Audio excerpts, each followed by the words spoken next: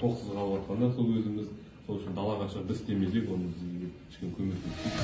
өзгелерден дара туған өр намыстан жаратылған